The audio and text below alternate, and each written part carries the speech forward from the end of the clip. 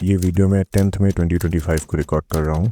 Current situation ये है कि अचानक से IMF बेल आउट के शर्त से पाकिस्तान ने सीज फायर के लिए इंडियन गवर्नमेंट से आग्रह किया है और फिर भी सीज फायर थोड़ी देर के लिए तोड़ भी दिया। 22 अप्रैल 2025 का वो दिन जब पहलगाम में वो सभी परिवार घूमने गए होंगे और उनका जीवन पूरी तरीके से बदल गया।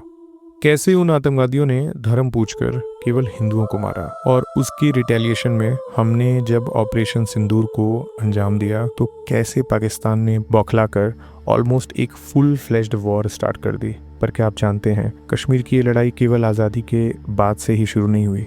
आज इस वीडियो को आप अंत तक देखेंगे तो आप जानेंगे कि कैसे कश्मीर पहले एक हिंदू स्टेट हुआ करता था। आखिर कौन थे सम्राट ललितादित्य जिनके रूल में कश्मीर की अनप्रेसिडेंटेड ग्रोथ हुई। और इस वीडियो को अगर आप पूरी तरीके से जानेंगे तो आप जानेंगे कश्मीर का पूरा इतिहास और क्या रीज़न है कश्मीर एक्चुअली में इस्लामिक आतंकवाद को फेस करना स्टार्ट किया।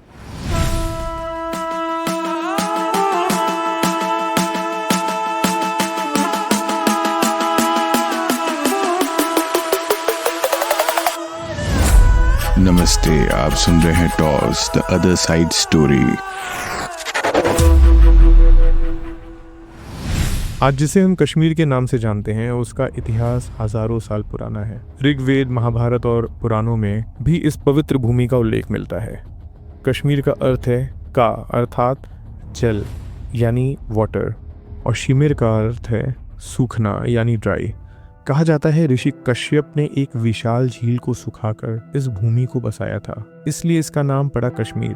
प्राचीन काल में कश्मीर एक समृद्ध हिंदू राज्य था जहां शैव, वैष्णव और बुद्धिस्ट परंपराएं एक साथ विकसित हो रही थीं। कश्मीर की संस्कृति इतनी गहरी थी कि इसे शारदा पीठ के रूप में भी जाना जाता था, एक महान ज्ञान और विद्या का केंद्र। शारदा पीठ भारत के 4 प्रमुख विद्या केंद्रों में एक माना जाता था। गुप्त साम्राज्य के पतन के बाद कश्मीर में अलग अलग राजवंशों का शासन रहा। इनमें गुनंद वंश, मौर्य संख्याएं और फिर करकोटा वंश सबसे प्रमुख रहे।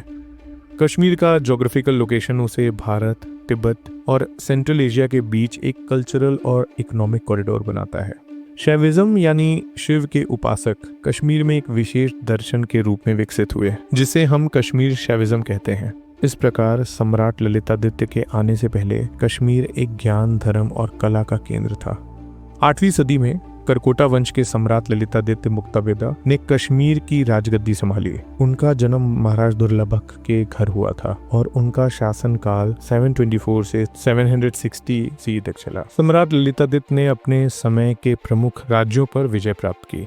उन्होंने कान्यकुब्ज, आज के कन्नौज के राजा यशोवर्मन को हराया, दक्षिण भारत के कर्नाटक और कलिंगा तक अपने प्रभाव स्थापित किए और उत्तर भारत के कंबोज, तुखर और दारद देशों तक अपने अभियान चलाए। उनके विजय अभियान उनकी युद्ध नीति और वीरता का प्रमाण थे। 12वीं सदी के इतिहासकार कल्हाना ने अपनी बुक राज तरंगिनी में ललितादित्य को चक्रवर्ती सम्राट के रूप में वर्णित किया है। कल्हाना के अनुसार ललितादित्य ने अपने समय में अनेक देशों पर विजय प्राप्त की और उनका साम्राज्य विकसित किया। ललितादित्य ने कश्मीर में अनेक मंदिरों का निर्माण कराया, जिसमें मार्तंड सूर्य मंदिर विशेष रूप से प्रसिद्ध है। ये मंदिर उनकी धार्मिक श्रद्धा और कला के प्रति उनके प्रेम के प्रमाण हैं। उन्होंने परिहासपुरा नामक नगर की स्थापना की जो उनका राजधानी था। 8वीं शताब्दी में जब सम्राट ललितादित्य ने भारत के पश्चिम और उत्तर के देशों तक अपने विजय अभियान चलाए, तब अरब आक्रमण भारत के सिंध क्षेत्र में शुरू हो चुके थे। प्रॉफिट मोहम्मद की मृत्यु के बाद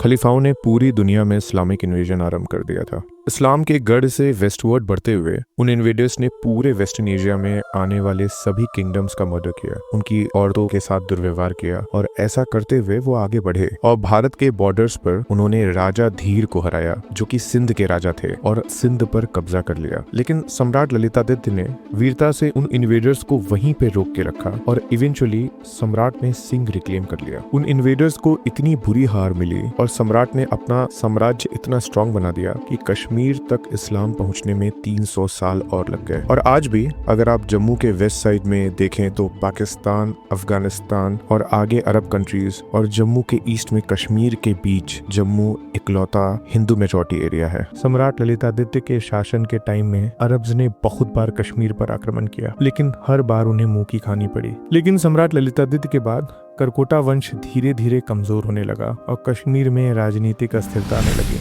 इसी बीच में कुछ सूफी फकीरों ने 11वीं सदी से कश्मीर में अपना प्रचार प्रसार शुरू किया। लेकिन असली धर्म परिवर्तन 14वीं सदी में हुआ, जब शमसुद्दीन शाह मीर ने कश्मीर में मुसलमान शासन की स्थापना की। और आप मान सकते हैं इतिहास के उन दिनों का लव जिहाद, जब शाह मीर ने हिंदू राजा उदयनादेवा के अंतिम दिनों में उन्हीं की रानी कोट रानी से विवाह किया और कुछ ही समय बाद राजगद्दी पर कब्जा कर लिया। इसी के साथ कश्मीर में पहला मुस्लिम शाह मीर का वंश स्टार्ट हुआ। शाह मीर डायनेस्टी, जो कि 1339 से 1751 में रही, मुगल के कब्जे में भी आ गई थी 1586 में, जब अकबर ने उस पर कब्जा कर लिया।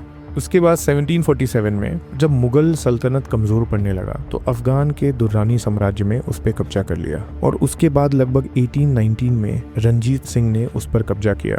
रंजीत सिंह के ही सेनापति थे गुलाब सिंह, तो रंजीत सिंह ने भेंट स्वरूप कश्मीर गुलाब सिंह को दे दिया था। और तब अस्तित्व आया डोगरा डायनेस्टी का, जिसको महाराजा गुलाब सिंह ने स्थापित किया। गुलाब सिंह जो कि first Maharaja of Jammu and Kashmir थे, और उन्हीं के ग्रैंड चाइल्ड महाराजा हरि सिंह, जिनको जम्मू और कश्मीर का आखिरी महाराजा बोला जाता है, उन्होंने सोचा था एक पृथक देश बना के रहेंगे। पर 1948 में पाकिस्तान अटैक के बाद उन्होंने भारत के साथ समझौता करके अपना भारत में विलय करा लिया। पाकिस्तान का मेन विजन यही है कि कश्मीर से होते हुए जो नदियां जाती हैं उस पे कंट्रोल करे, और उस नैरेटिव को वो इंडियन स्टेट के सप्रेशन के रूप में इंटरनेशनल मीडिया के सामने लेकर जाता है।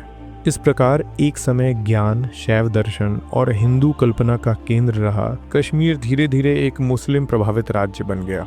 सम्राट ललितादित्य मुक्तोबेदा को कश्मीर के इतिहास में एक चक्रवर्ती सम्राट के रूप में याद किया जाता है। उनकी सबसे बड़ी उपलब्धि थी उनका राजनीतिक दृष्टिकोण। आज जब हम कश्मीर के इतिहास को देखते हैं तो सम्राट ललितादित्य एक प्रेरणा का स्रोत हैं, जिन्होंने भारत के इतिहास में अपना एक ऐसा अध्याय लिखा जो वीरता, धर्म, कला और राष्ट्रीयता से भरा हुआ है।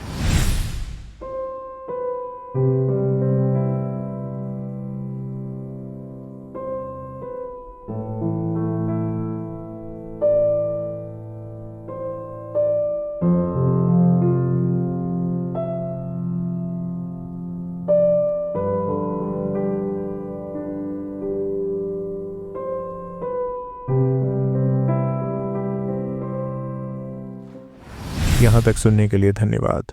नमस्ते। आप सुन रहे थे toss the other side story.